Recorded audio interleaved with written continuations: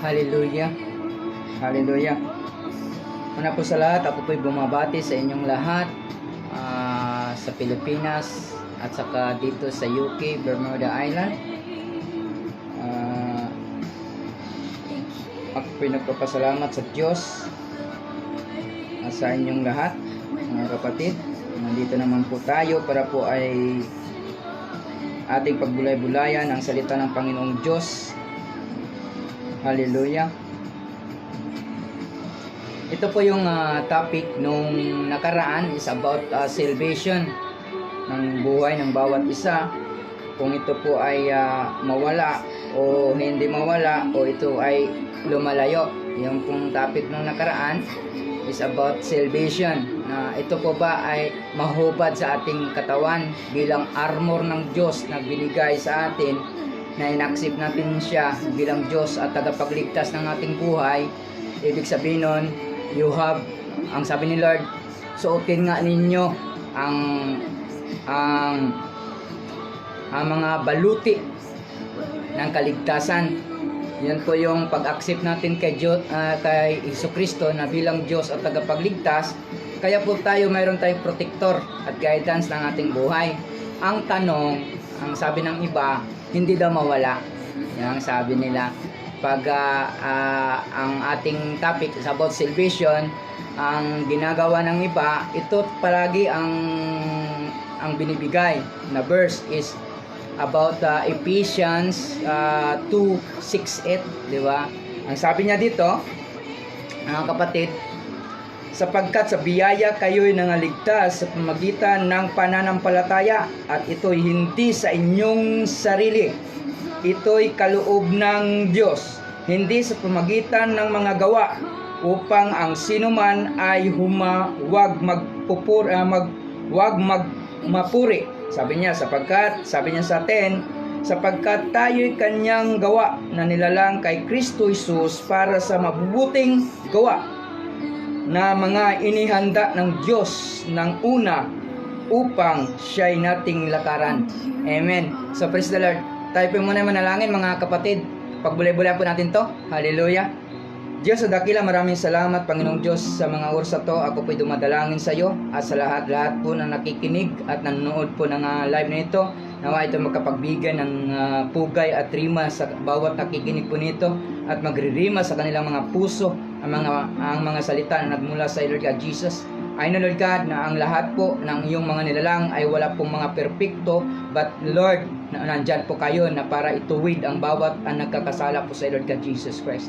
Maraming salamat po Diyos sapagkat ikaw po ang aming pinupuri at pinapasalamat sa pangalan ng Jesus na aming tagapagligtas. In the name of Jesus Christ, in Jesus' name, Amen.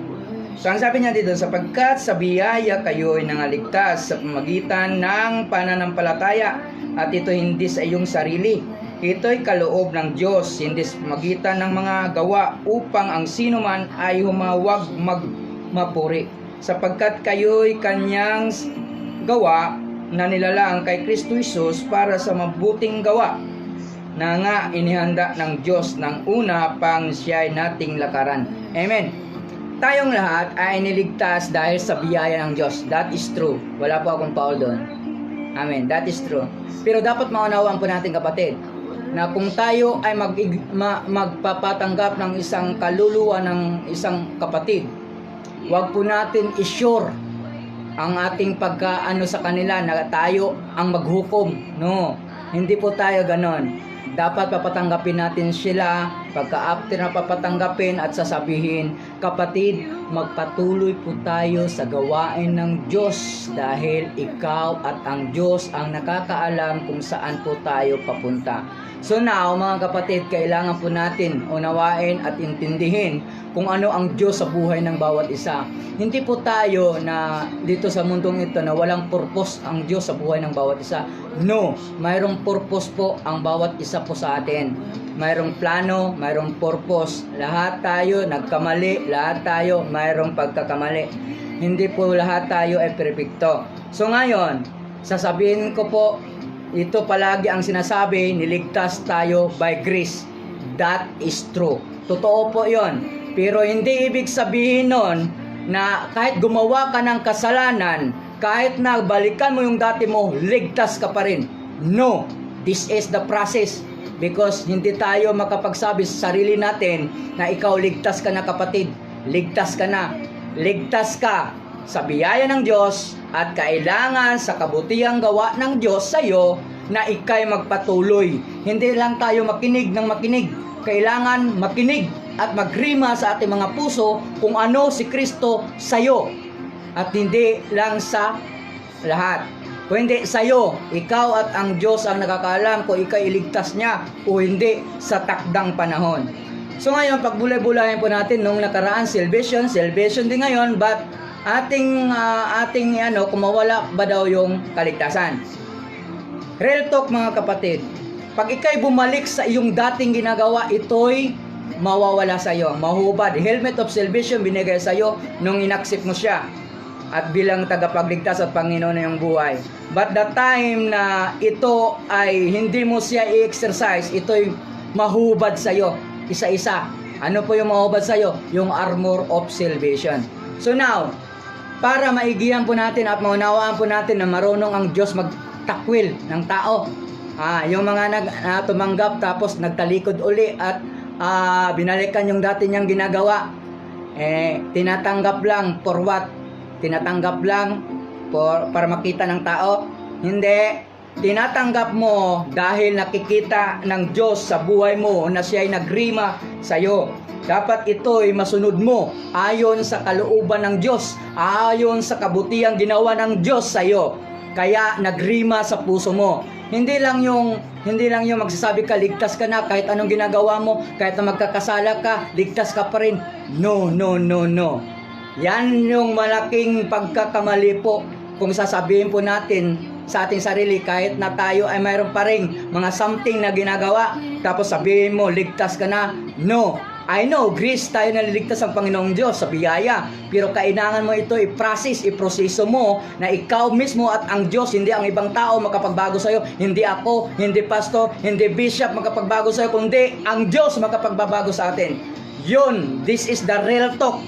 Reality, ito nangyari sa atin. Ngayon, sasabihin po natin sa ating sarili, di ba, ang sabi po ng iba, hindi mawala. Kasi biyaya nga ng Diyos, sa kabutihan ng Diyos, kaya tayo nagligtas. Ngayon, sasabihin po natin kapatid, dito matatagpuan po natin ang salita ng Diyos dito sa unang Kronika 28:9. Ito about ka Solomon. Ito po, para magisnan po natin. At ikaw, Solomon, na aking anak, kilalanin mo ang Diyos ng iyong ama at paglingkuran mo siya ng sakdal na puso at kusang pag-iisip, sapagkat sinasaliksik ng Panginoon ang lahat ng puso. Ang lahat ng puso sinaliksik ng Panginoong Diyos. Ngayon, ikaw ba'y hindi nakakasala araw-araw? Ikaw ba'y everyday masasabi mo sa sarili na ikaw ay perfect na? No, nagkakasala ka pa rin. Amen. Even man sa salvation nga, sabihin mo, ligtas ka na. No, I'm the process. If God's will or God's will, kung ako'y iligtas niya sa takdang panahon, kung nasusulat ba ako sa book of life, yun po yun. Hindi ako makapag-desisyon sa aking sarili, ang Diyos. So now, sabihin niya, sinisiyasat niya ang lahat ng puso. Sabi niya, nakikita ng Diyos at nalalaman ng lahat ng akala ng pag-iisip. Kung iyong hanapin siya at masusumpungan siya sa iyo, ngunit kung pabayaan mo siya, kanyang itakwil. Sabi niya, kanyang itakwil. Itakwil daw, oh. Ang sabi ng Diyos dito, oh, kung pabayaan mo siya, kung pabayaan mo siya, kanyang itatakwil ka magpakailanman. Mag-ingat ka ngayon sapagkat pinili ka ng Panginoon upang ipagtayo mo ang bahay at santuaryo. Magpakalakas ka at gawin mo. Sabi niya, marunong Diyos magtakwil. Hindi lang pala mahubad. Kung ikaw ay bumalik sa dati mong ginagawa, kung hindi mo nirima sa iyong puso ang salita ng Diyos, itatakwil ka ng Diyos. Hindi pa yan mga kapatid. Ito pa, mayroon pa, marami pa tayo dyan. Sino nakakilala po sa atin sa Satan? Ni Satan. Tayong lahat, kilalang kilala si Satan. I know, this is the reality. Si Satan po, alam natin lahat kung anong gawa ni Satan. Si Satan po ay, ano po siya? Worship leader ni Lord? O siya po ay isang anghel na makapangyarihan na kirubin ng Diyos. Siya po ay tapat nung una. At siya po ang pinakamakapangyarihan sa lahat ng kirubin, sa lahat ng anghel. Babasahin po natin yan kapatid, para maunawaan po natin na pwede natin itakwil. Itakwil ng Diyos, pwede itakwil ng Diyos ang lahat ng nagkasala. Kung babalikan mo, nakapatay man ka man, o nakaano ka man. Ito, babasahin po natin kapatid, dito sa salita ng Panginoong Diyos. Hallelujah. Hallelujah.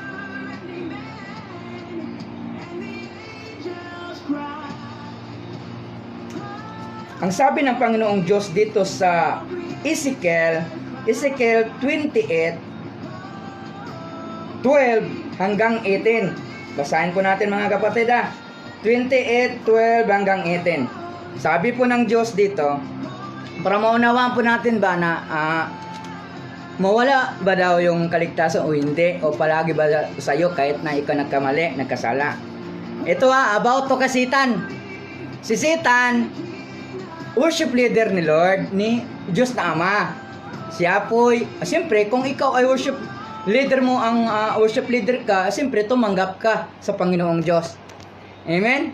So, praise God mga kapatid. Maunawaan po natin Ito ito po. Ang sabi dito sa Ezekiel 28:12. Tao, itangis mo ang sasapitin ng hari ng Tiro. Sabihin mong ito ang ipinasasabi ko. Ikaw ang larawan ng kasakdalan, puspos ng kaalaman.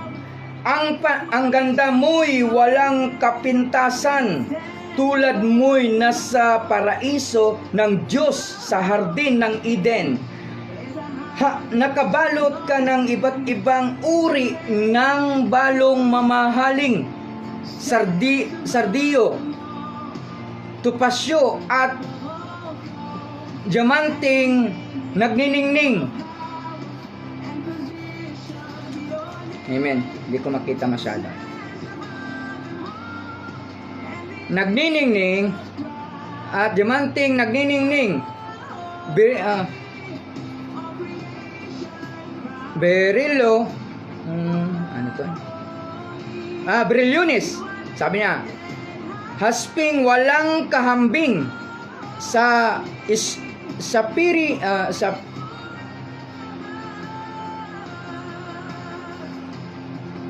hambing sapiro at esmeralda.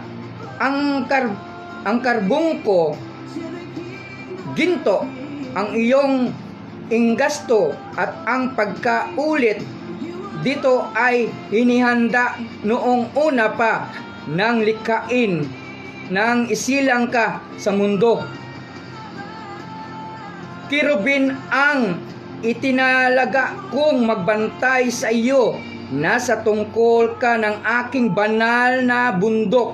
Sabi niya, at nilalarawan mo'y mga batong kumikinang. Wala kang kapintasan mula pa ng isilang hanggang sa maisipan, sabi niya dito,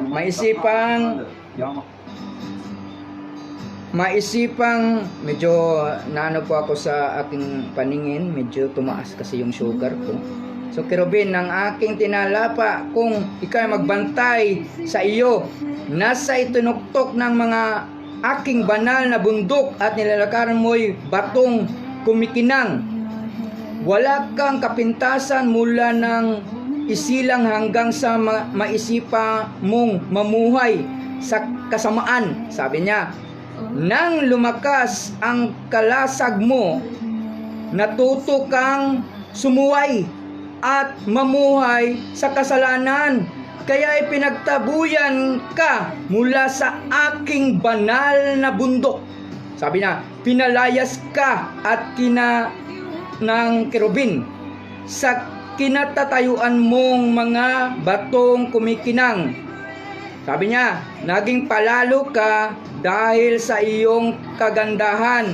Ginagamit mo sa kasamaan ang iyong karunungan para mapatatag ang iyong katayuan. Sabi niya, mapatag ang kanyang katayuan. Hindi pala, yan. Dapat hindi yung katayuan natin sa church matatag ang katayuan. Sabi niya, kaya ibinagsak kita sa lupa upang magiging babala sa ibang mga bansa dahil sa mga masamang pamamaraan ng iyong pangangalakal. Nasa laulo ng templo ng nadumihan, kaya't ipinatupok kita sa apoy. Nilamon ka nito at nakita ng lahat ng ikaw ay naging abo.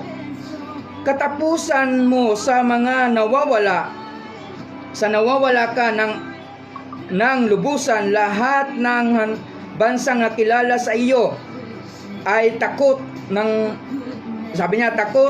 takot at baka matulad sila sa iyong sinapit.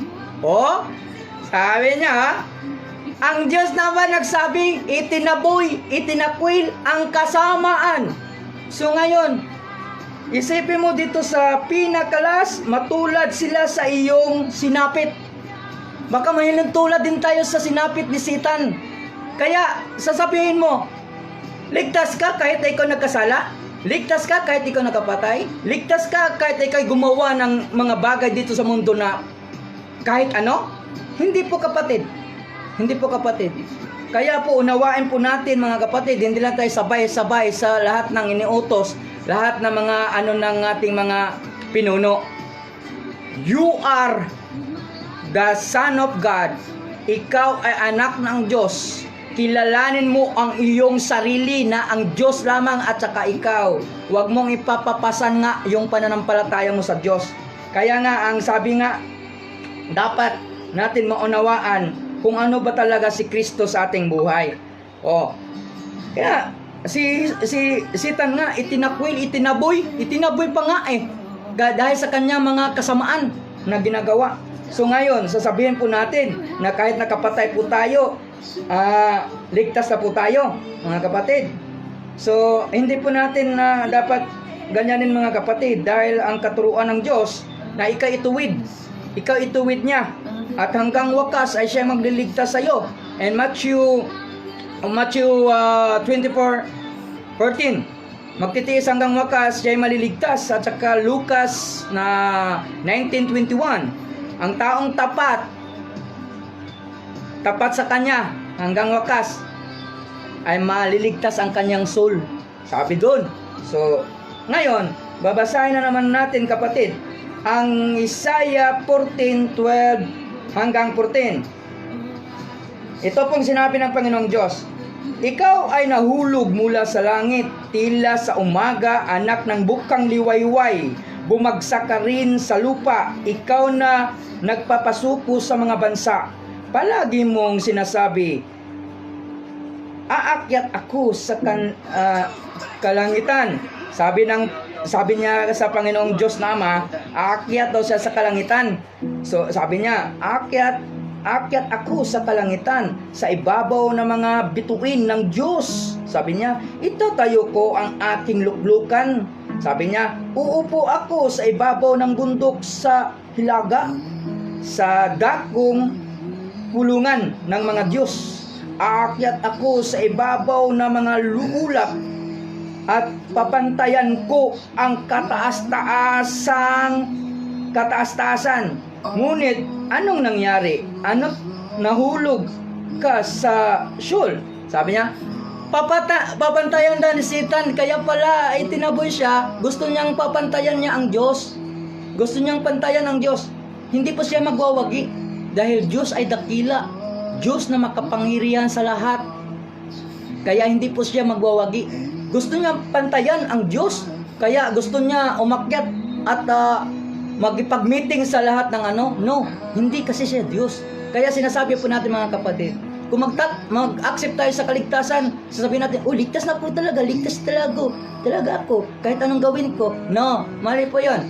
Naligtas ka sa biyaya ng Diyos, that is true. Pero kailangan ang iyong pagkaligtas, kailangan mo i-process dahil ang Diyos ang maghukom bandang huli.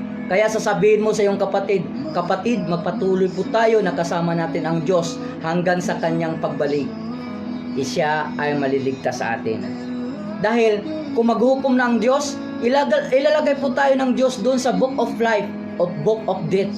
Yon ang inano ng Diyos sa pahayag. Kaya po mga kapatid, kung sasabihin mo kayo ngayon, ligtas ka, sure ka na ba? Be sure of your salvation. Nakausap mo na ba ang Diyos sa langit na sinabi sa iyo na iniligtas sa kita, bumaba ka uli sa lupa, hindi pa tapos ang mission mo? Sinasabi ba ng Diyos sa iyo yung ganyan? Hindi kapatid. Kaya tayo'y nailigtas sa biyaya. That is true. Pero dapat ating unawain na ang kasamaan na ating ginagawa hanggang ngayon, yung mga taong hindi nakikinig, hindi pumupunta sa church na nakikinig para turuan, para sila na naman ang dapat mangangaral. So ngayon, pumunta ka lang sa church for something? Nagpunta ka ng church ba dahil gusto kang mayroon ka mga No. Pumunta ka ng church para ikaw ay madisiplina ng Diyos. Ang Diyos magdisiplina sa atin. Hindi tayo magbibigay ng mga disiplina ng tao, kundi ang Diyos magbibigay sa kanila. Amen. So praise the Lord mga kapatid. Nawa ay maunawaan po natin dito. Isipin nyo, pinantayan ng Satan ang Diyos na Ama. Kaya kapatid, kung papantayan niya, itataboy ka ng Diyos na Ama. Kaya wag po natin pantayan ang Diyos na makapangyarihan sa lahat. Kaya mga kapatid, kung sabihin mo na hindi nawawala yung salvation ng Diyos, oy kapatid, itakwil nga eh. Kung ikay bumalik, gusto mong pantayan ang Diyos, o gusto mong bumalik sa iyong kasamaan nung una, oy itatakwil ka ng Diyos pala. Yun ang sabi ng Panginoon eh. Kasitan eh. Ano po ba ang kasalanan? Sino po ba ang hari ng kasalanan? Si Satan.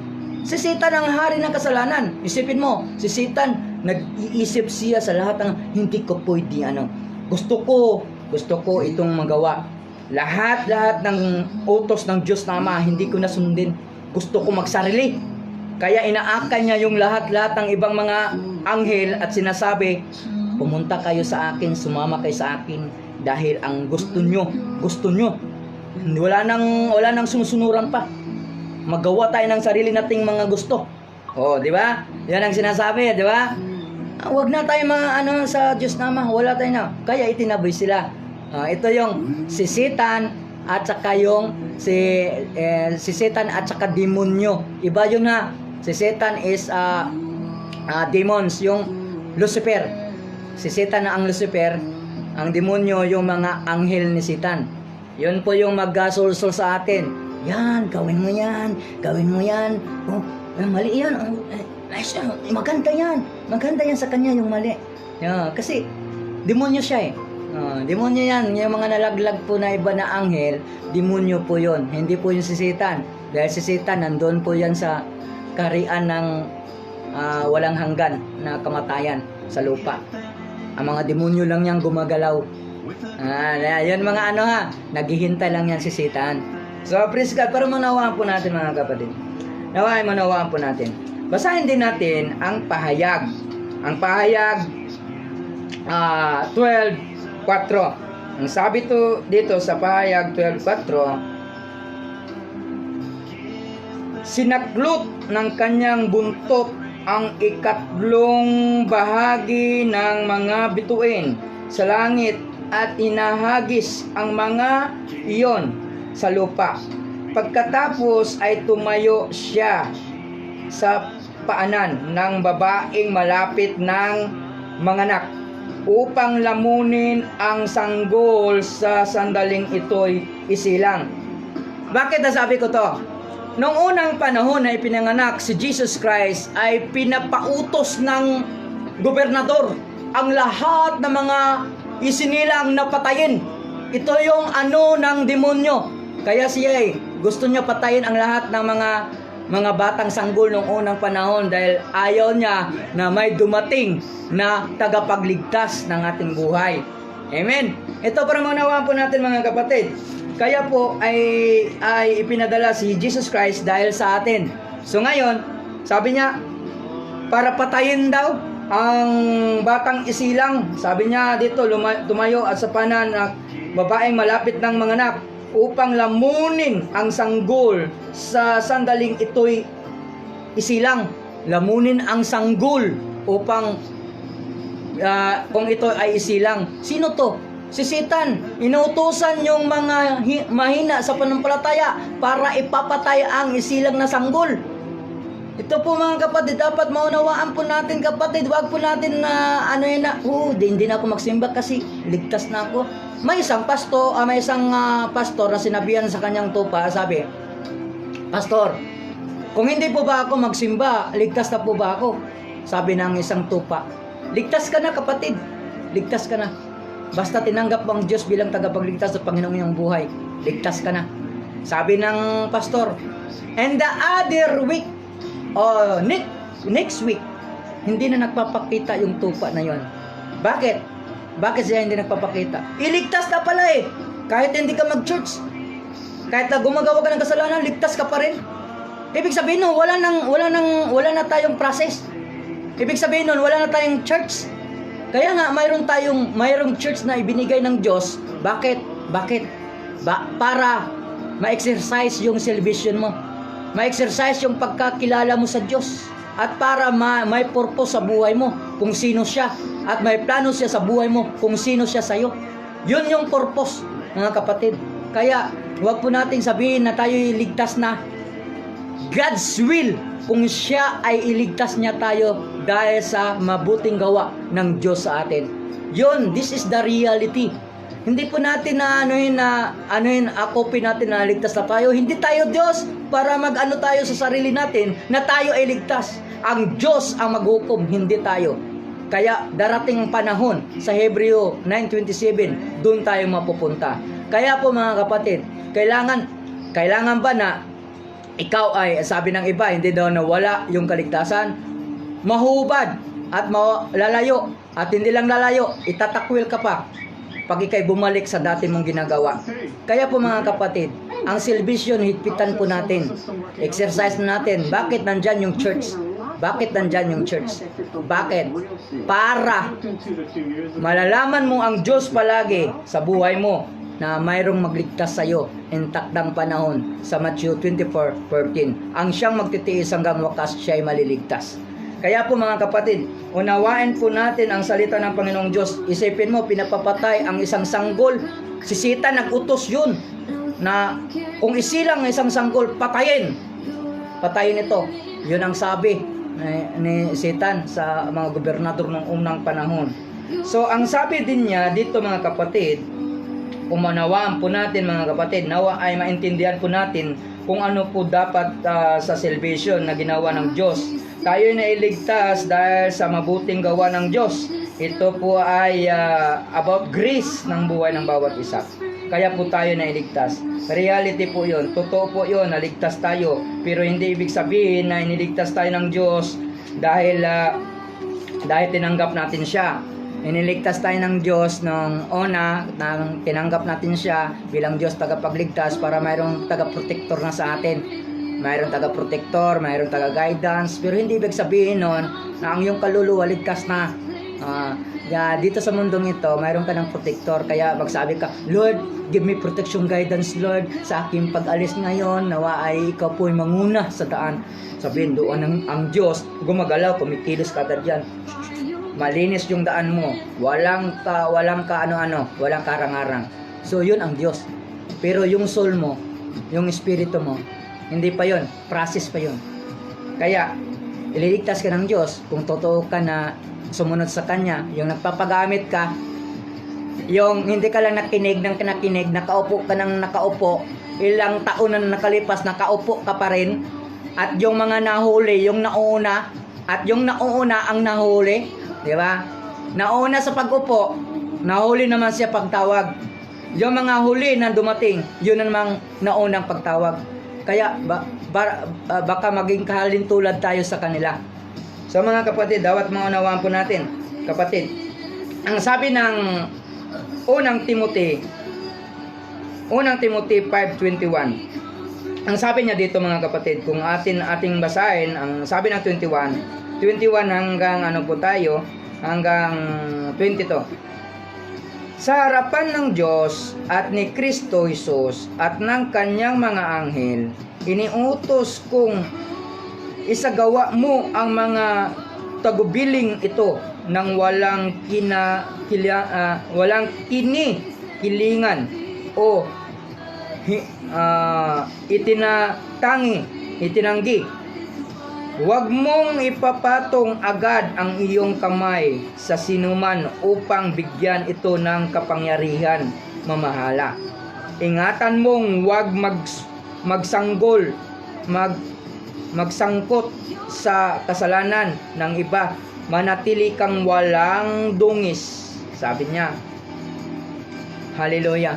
Manatili ka ng walang dungis. Dapat pumatong tayo sa kamay ng mga kapatid. Dapat kilalanin natin ang Diyos muna sa buhay nila. Kung nag-aari ba. Baka po tayo ay pumatong sa kanila. Tapos gaganon lang bigla and after, it's a prank! Gaganon lang sa'yo. Gaganon lang sa Diyos, it's a prank. Balik naman sa dati niyang ginagawa. This is useless mga kapatid. Hindi po prank ang ano ng Panginoong Diyos. Kaya po maunawaan po natin ang pagtanggap sa serbisyo ng Diyos, dapat natin unawain at intindihin at sasabihin sa kanila na magpatuloy ka sa gawain ng Diyos dahil ang Diyos ang magbago sa iyo at magtuwid sa iyo at hindi kami. Ang Diyos na magrima ang salita na sa puso mo na siya'y aakay at aani ang Diyos sa iyo na gagamitin ka naman uli sa bandang huli.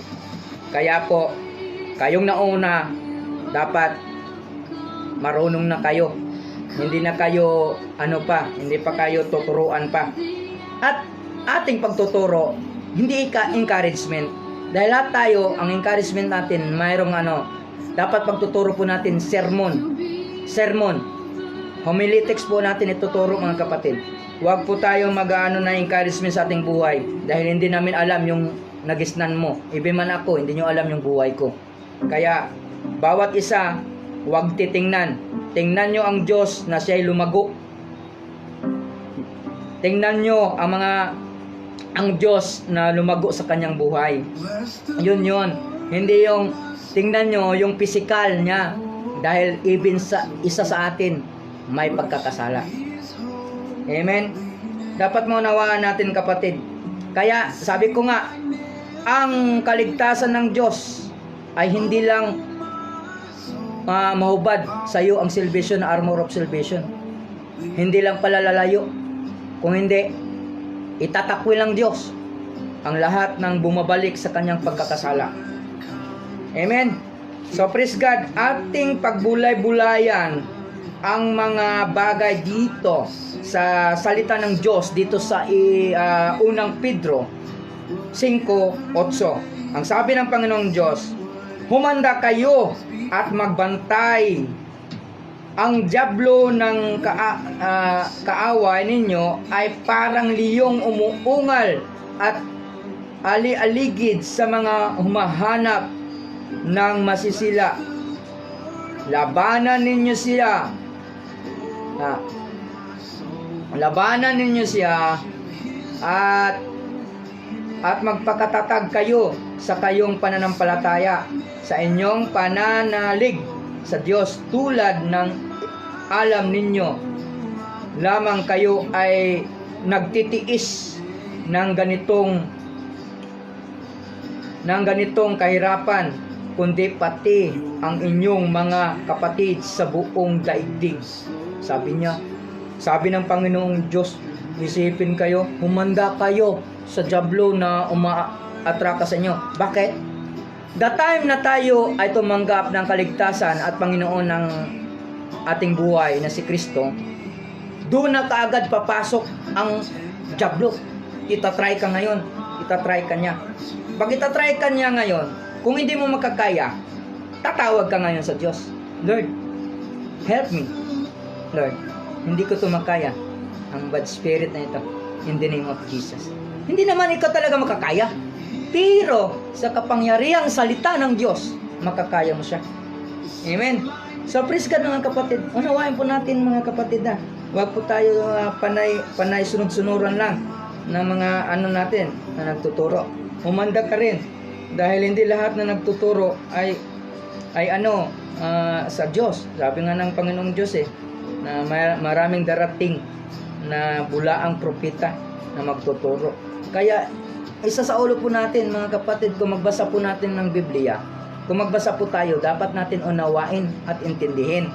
Ano po bang simula sa kasalanan? Saan po ba galing ang kasalanan? Ang hari ng kasalanan, sino po? Ang dyablo. Kaya sabihin mo sa akin, kahit na nagkasala ka, kahit nakapatay ka, ligtas ka pa rin? No!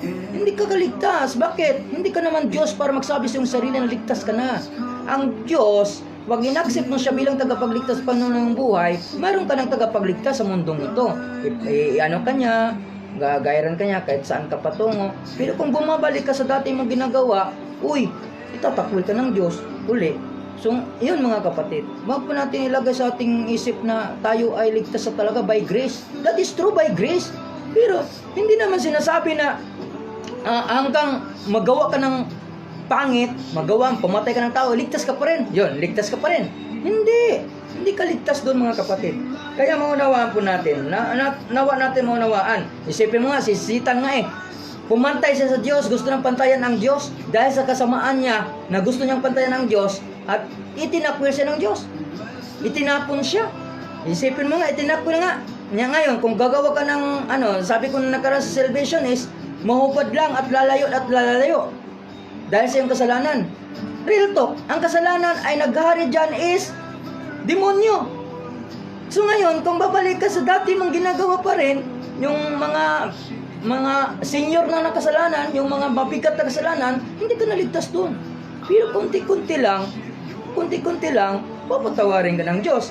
Dahil, isipin mo nga, ang yung pinako sa cross na isang tulisan, isipin mo nga, iniligtas ng Diyos, nagkaroon ng buhay na walang hanggan, kahit hindi siya nahuminga ng tawad, at sinabi lang, alalahanin mo ako Jesus pag ikaw maghari na. Iniligtas ng Diyos. Kaya gano'n ang Diyos. Pero kung bumalik ka sa dati mo mga senior na nakasalanan, ikaw na yun, hatulan ka ng Diyos. And after, katulad nung hindi ka maniniwala sa Espiritu. Ang sabi ng Biblia sa Deuteronomy, kung sino man ang nag-alapustangan sa Espiritu, wala nang hanggang kapatawaran, magpakailanman. At sino yung magdagdag bawas sa salita ng Diyos?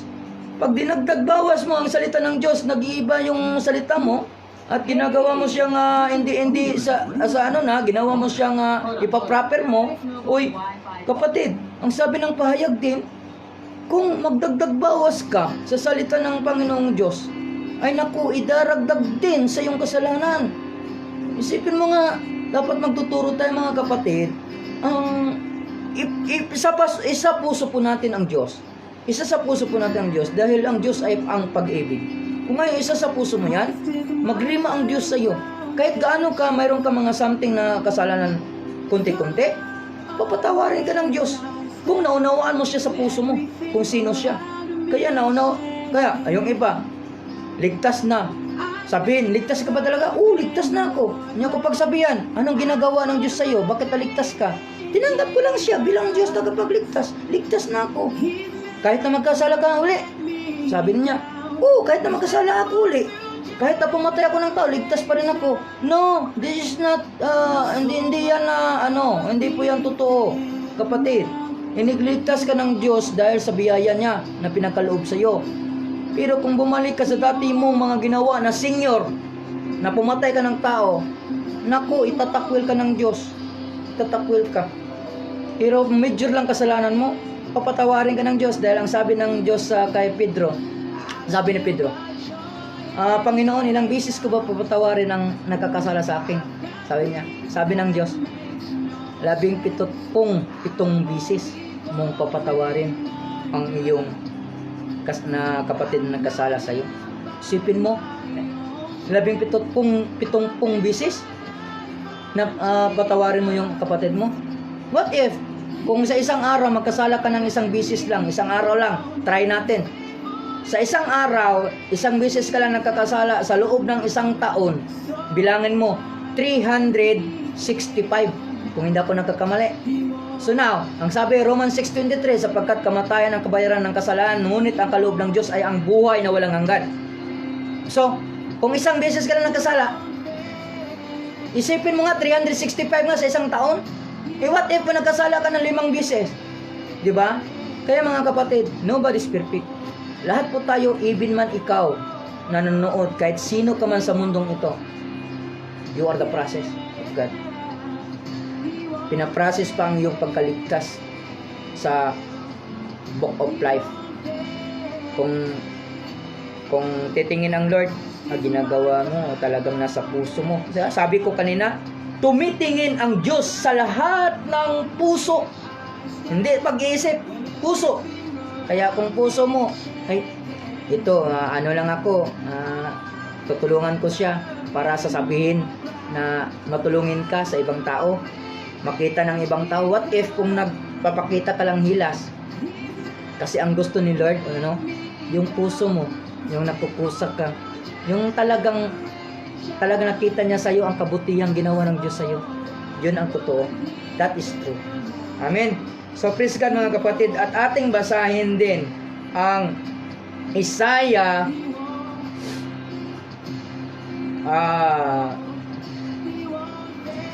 sa awit pala. Sa awit 18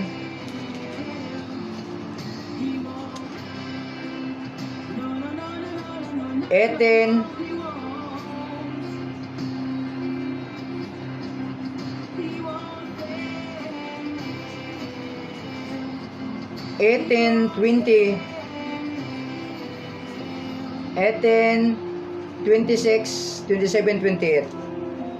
Ang sabi niya dito, tapat ka o Diyos, sinumang tapat ay napakabuti ng mga taong ganap. Ikaw ay mabait sa taong matuwid. Sabi niya, siya day mabait sa mga taong matuwid. Ngunit, sabi niya, ngunit sa masama, ikaw ay malupit. Sabihin mo, sa masama daw, ikaw ay malupit. Niya sabihin mo, kahit na pumatay ka, kahit na ano ka, ligtas ka pa rin. Huwag mong bilugin yung utak mo. Utak mo lang yung binilog mo. Kaya po kapatid, this is the sermon. Amen. So praise God. Ngunit sa masama, ikaw ay malupit. Ang mababang loob ay iniligtas. Ngunit ang palalo ay pinabagsak. Binabagsak. Ang palalo ay binabagsak. Isipin mo, ang sabi niya, ang mababang loob ay iniligtas. Ngunit ang palalo ay ibinabagsak ng Diyos. Isipin mo na ikaw, sabi niyang 28, sabi niya, ikaw o Yahweh, ang aking ilawan sa gitna ng dilim ay nagiging tanglaw. Amen. So praise God. At pinalalakas ako laban sa kaaway upang tanggulan nito ay maagaw. Sabi niya dito. So ngayon kapatid, malupit siya sa mga taong masama. Yung tinanggap mo lang siya, di bilang tagapagligtas at Panginoon sa iyo, tapos kinabukasan ilang buwan, ilang araw, ilang taon, bumalik ka sa dati mo, Mamatay tao ka na naman uli. O binalikan mo yung dating ikaw. So, now, saan ma yung sinasabi ng Panginoong Diyos dito? Na mahusay siya. Ngunit masama. Mabait sa taong matuwid. Ngunit sa masama, ikaw ay malupit. Sabi niya, mabait siya sa taong matuwid. Pero kung ikaw ay masama, siya ay malupit. Isipin mo nga, sabihin mo sa akin na kahit gumawa ka ng kasalanan uli, ligtas ka pa rin. Hindi nga lang na mga hubad, hindi lang nga ay malayo, kundi itinakwil, itinaboy ng Diyos ang kasamaan. Ano pa bang kasamaan? Sitan to eh. Nga ngayon, kung bumalik ka sa dati mong ginagawa, sino nagari sa'yo? Sitan. So itatakwil ka ng Diyos uli. Yan ang Diyos. Kaya mo unawaan po natin kapatid, hindi lang basa ng basa, sunod ng sunod. Unawain ninyo, pag magrima ang Diyos sa puso mo, maunawaan mo kung sino siya sa'yo. Pero kung hindi mo naunawaan si Kristo sa buhay mo, kapatid, ay para ka ring nag-aakay ng isang tupang bulag. At ikaw ay mapupunta sa bangin, kasama mo rin yung mga tupa na pupunta sa bangin. Kaya po kapatid, hindi lang panay tayo accept. Unawain natin ang kasamaan dito sa mundo, ang naghari ay demonyo, si Satan. Na ngayon, kung bumalik ka sa dati mong ginagawa, kung i-accept mo ang Diyos bilang tagapagligtas sa'yo, sabi mo, ligtas na ako. What if kung nagpa-prank ka lang? Nagpa-prank na ako, ginitsa, para sabihin ng iba, talagang tinanggap siya. What if yung ginagawa niya, mayroon pa rin siyang something na ginagawa, ligtas pa rin siya? Ang sabi ng Diyos, mabait siya sa taong matuwid. Masama siya sa mga hindi niya gusto yung mga taong masama. Itatakwil niya ang Diyos ng masama. Si Satan, tinakwil niya. Dahil sa kasamaan niya, gusto niya pantayan ang Diyos. Tinakwil niya. This is the worship leader. Leader po yan. Kerubin po yan. Pinakamakapangyarihan na kerubin. Pero itinakwil niya, itinaboy. What if kung ikaw ay maghari sa buhay mo ay masama? Sino ang makapangyarihan sa masama? Si Satan. Makapangyarihan sa kadiliman, makapangyarihan na kerubin noong unang panahon, pero itinakwil, itinaboy ng Diyos dahil sa kanyang pag-iisip at nanais na gustong patayan ang Diyos. Even man ikaw, kung i-accept mo si God bilang tagapagligtas sa iyo at Panginoon ng iyong buhay, naligtas ka by grace, that is true. What if kung yung pinapatanggap mo ay pinapaasa mo lang na ligtas na siya, hindi mo siya, yung pagkaligtas mo dapat mo siya i-ensayo, i-exercise, na kasama mo ang Diyos palagi, mag-church ka, magsimba ka, at para gagamitin ka ng Diyos. Gagamitin ka naman, hindi ka magiging baby Christian. Kayo yung iba ay nagiging baby Christian eh. Panay ng kanilang baby, yung biberon sa kanilang bunganga. Kung ano yung ituturo, nakadidi pa rin. Kung tatawagin, hindi gusto tatayo. Kaya nga mga kapatid, ang lahat ng mga anak ng Panginoong Diyos na gustong sumunod sa Panginoong Diyos, go, humayo kayo. Even man ako, hindi po ako nagkontrol sa mga tupa. Kaya sinasabi ko, even man sa unserving faith, nanonood po dito ngayon, sabi ko sa kanila, pag ang salita ng Diyos ay magrima sa inyong mga puso, gawin nyo kung ano ang ikabubuti ng Diyos sa iyo. Huwag na kayong maghintay na utusan ko pa. Gumawa kayo ayon sa palatuntunan ng Diyos. Dahil ang salita ng Diyos ay walang bayad. Hindi inuutos ng tao, kundi inuutos ng Diyos. Spiritual, hindi sa physical. Kung sino ka man na nagiging sa templo ng Diyos, ikaw yun. Physical po yun. Group po yun. Pero tingnan mo, ang mabuting gawa ng Diyos, bakit ikaw nagiging templo? Pinagkakaisa tayo sa Espiritu. At layunin ng Diyos sa buhay mo na tayo'y tatawagin niya balang araw. Amen. Nasa Ephesians po yan, mga kapatid, 4:11. Kaya po manawaan po natin mga kapatid kung ano si Kristo sa buhay po natin, kung ano po yung kaligtasan. Kaya po manawaan po natin. Nawa po mga kapatid na Hindi po tayo panay-sunod sa atin mga kailangan po natin na ang Diyos mismo na magrima sa iyo, na ituro sa iyo kung anong mabuting kalooban ng Diyos para sa iyo, na anong pagkakaunawa at anong pagkakaintindi mo. Amen. So praise the Lord mga kapatid. This is the last mga kapatid. Ito pong sabi ng Panginoong Diyos dito. Ang sabi niya dito sa Isaiah 55 6, 7, 8, 9. Sabi niya dito, hanapin si Yahweh samantalang siya ay iyong makikita. Siya ay tawagin habang malapit pa. Ang mga gawain ng taong masamay dapat ng talikdan, at ang mga likoy dapat magbago na ng maling isipan.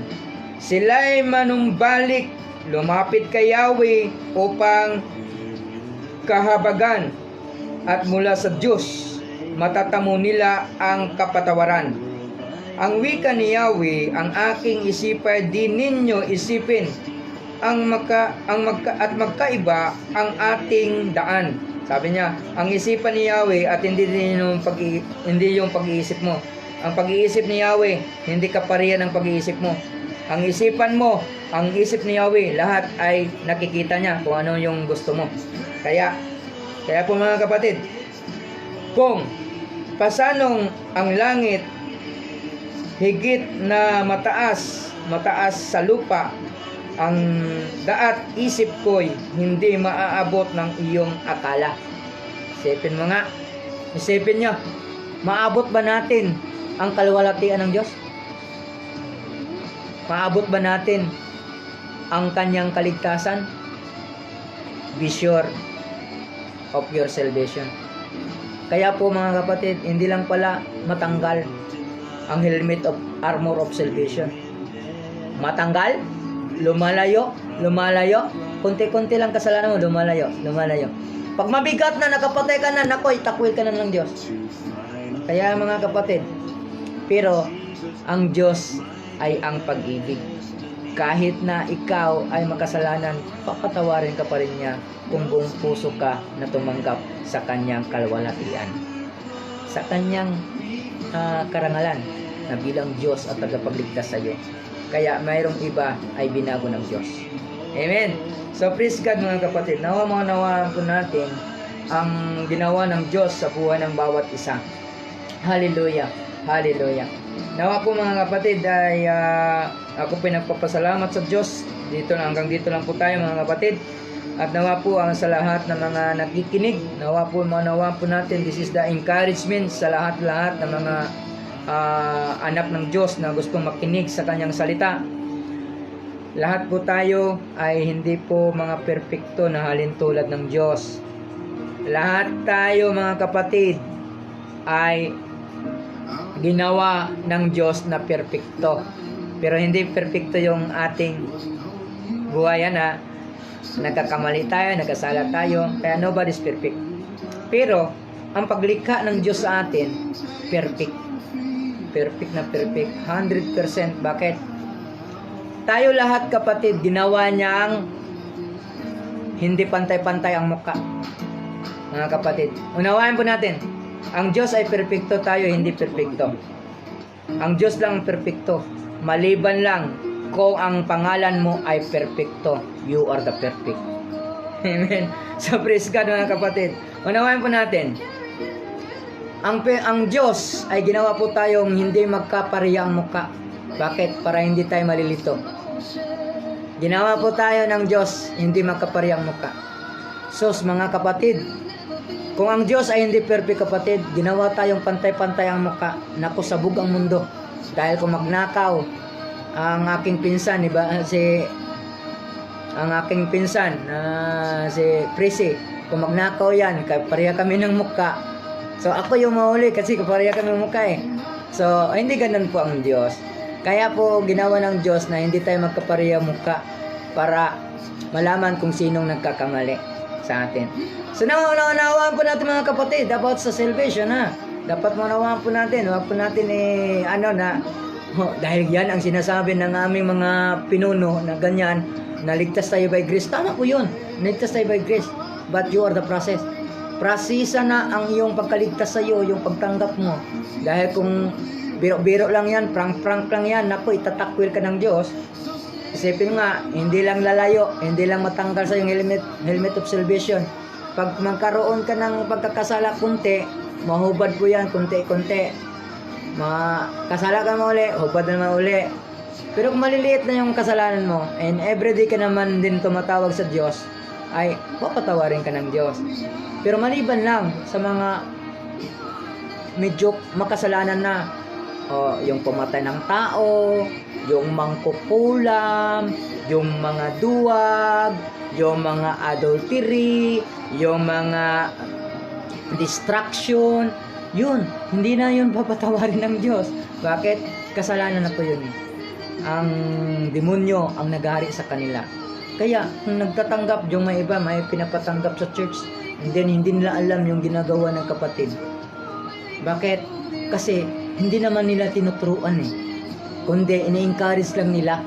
Dapat po kasi tayo ay namamahala at binigyan ng Diyos ng pamahala sa mga tupa. Dapat po natin isermonan. Dapat po natin sila ay disiplinahin. Kasi baka darating ang araw na ikaw ang disiplinahin nila, na lahat-lahat ng inuutos nila susundin mo rin. Dapat ikaw magdisiplina sa lahat ng mga tupa. Amen. So praise God mga kapatid, nawa maunawaan po natin kung ano yung pagkaligtas natin at maunawaan natin kung ang Diyos ba na nasa iyo. Kaya siyasatin mo ang iyong sarili kung nandyan ba si Kristo sa iyo. Exercise mo siya palagi para hindi mawala ang iyong pananampalataya maliban na kung ikaw itatakwil niya. Yan sabi ng 2 Corinthians 13:5. Kaya yung mga kapatid, nawaan po natin na ang kaligtasan ng Diyos dapat natin higpitan po natin. At kailangan po tayo na pumunta ng church to learn, listen, and meditate, and apply yourself. I-apply sa iyong buhay kung ano yung Diyos. Hindi yung joke-joke lang. Pag pumunta sa joke-joke lang lahat. Dahil yan ang mga nangyari. Hindi naman totoo. This is not testimony. Ito po yung encouragement ng para mapapakita kung sino sila sa kanilang buhay. Hindi po yun. Dapat yung Espiritu ng Diyos na magbago sa iyo kung sino ka at nagpapagamit ka sa simbahan, kahit saan ka magpunta, kahit sa anong simbahan pupuntahan mo, basta yung puso mo kay Kristo, ililigtas ka niya. Amen. Hindi lang po yung prank-prank lang yung pag-accept natin. Dapat buong puso, buong kaluluwa na ang Diyos lamang sa iyong buhay. Amen. So praise God mga kapatid ko sa pananampalataya at maraming salamat po ka Jeep Arapo from Davao City. Ito po yung boss ko dati, ito po yung amo ko dati. Ito si Jeep Arapo. Happy viewing po sa iyo, sir. Magandang umaga kay ganda sa iyo. So maraming salamat. At sa aking pinsan na si Prissy Bagayo, to God be the glory to you, God. At sa aking pinsan din na si Erwin Plaza, ang aking kapatid na ito, aking pinsan, anak ni Efren Plaza, kapatid ng aking mama. So praise God, mabuhay po kayong lahat. At to God be the glory sa lahat po ninyo. Ang mabuting gawa lamang ng Diyos ang mag-aari sa buhay ng bawat isa sa atin. So maraming salamat po sa inyo mga kapatid. See you on Sunday. Nawa ang pagpapala ng Diyos ay mapapa sa ating lahat. In the name of the Father, of the Son, of the Holy Spirit. In Jesus' name. Amen. To God be the glory. God bless. Ason.